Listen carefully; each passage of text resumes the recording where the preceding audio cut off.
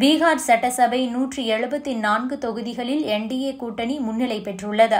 இதில் என்டிஏ கூட்டணியில் உள்ள நிதிஷ்குமாரின் ஜேடியு 77 இடங்களில் முன்னிலை பெற்றுள்ளது. பாஜக 74 தொகுதிகளில் முன்னிலை பெற்றுள்ளது. மகாபந்தன் கூட்டணி 64 இடங்களில் முன்னிலை பெற்றுள்ளது.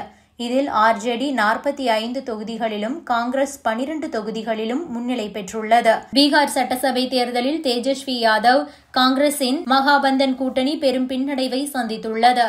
இந்த நிலையில் மகாபந்தன் கூட்டணி முதல்வர் வேட்பாளர் தேஜஸ்வி யாதவ் ஒரு ட்வீட் ஒன்றை போட்டிருக்கிறார். அதில் இன்னும் இறுதி போராட்டம் மீதம் இருக்கிறது தோழர்களே, இவ்வாறு கூறியிருப்பதோடு கையில் தடியுடன் கூடிய புகைப்படம் ஒன்றையும் பதிவிட்டிருக்கிறார். ஒவ்வொரு தேர்தலும் அரசியல் கட்சிகளுக்கு ஒரு ஜனநாயக பாடம் என்றும் அதை பணிவுடன் ஏற்றுக்கொள்ள வேண்டும் என்றும் பாஜக தலைவர் முக்தார் அப்பாஸ் நக்வி கூறியுள்ளார்.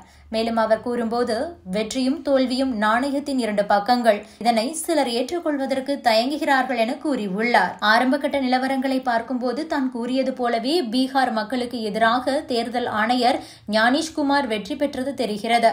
இந்த போட்டி என்பது பாஜக, காங்கிரஸ், ஆர்ஜேடி, ஜேடியு கட்சிகளுக்கு இடையே ஆனது அல்ல, மாறாக இந்திய மக்களுக்கும் ஞானேஷ்குமாருக்கும் இடையேயான போட்டியாகும் என காங்கிரஸ் தலைவர் பவன் கேரா கூறியுள்ளார். மத்திய அமைச்சர் கிரிராஜ் சிங் என்ன சொல்லியிருக்கிறார் என்றால், பீகாரில் வெற்றி உறுதி, ஆனால் மேற்கு வங்கத்தில் மம்தா பானர்ஜி தான் ஆட்சியை பிடிப்பார், ஏனெனில் அங்கு ரோஹிங்கியா மற்றும் வங்கதேச ஊடுருவல்காரர்களை வெளியேற்ற வேண்டும் என்று கூறினார்.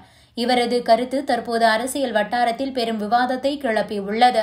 மேற்கு வங்கத்தில் உள்ள ரோஹிங்கியா மற்றும் வங்கதேச அகதிகள் பற்றி இப்படியா பேசுவது என பலரும் கண்டனங்களை தெரிவித்து வருகின்றனர். நாட்டிலேயே 3வது அதிக மக்கள் தொகை கொண்ட பீகாரில் மொத்தம் 243 சட்டசபை தொகுதிகள் உள்ளன.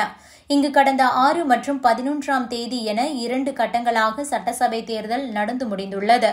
மொத்தம் 67.13% வாக்குகள் பதிவானது. பீகார் வரலாற்றிலேயே இதுவே அதிகபட்ச வாக்குப்பதிவு ஆகும்.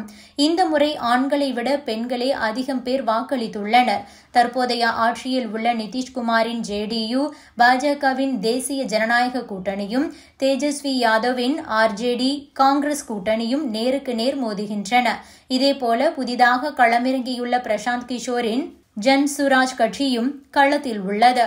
அடுத்த ஆண்டு தமிழகம், மேற்கு வங்கம், கேரளா ஆகிய இடங்களில் சட்டசபை தேர்தல் நடக்க இருப்பதால் பீகார் சட்டசபை தேர்தல் முடிவுகள் முக்கியத்துவம் பெறுகின்றன. பீகார் சட்டசபை தேர்தல் முடிவுகள் குறித்த அப்டேட்களை உடனுக்குடன் காண இணைந்திருங்கள். Subscribe to One India and never miss an update.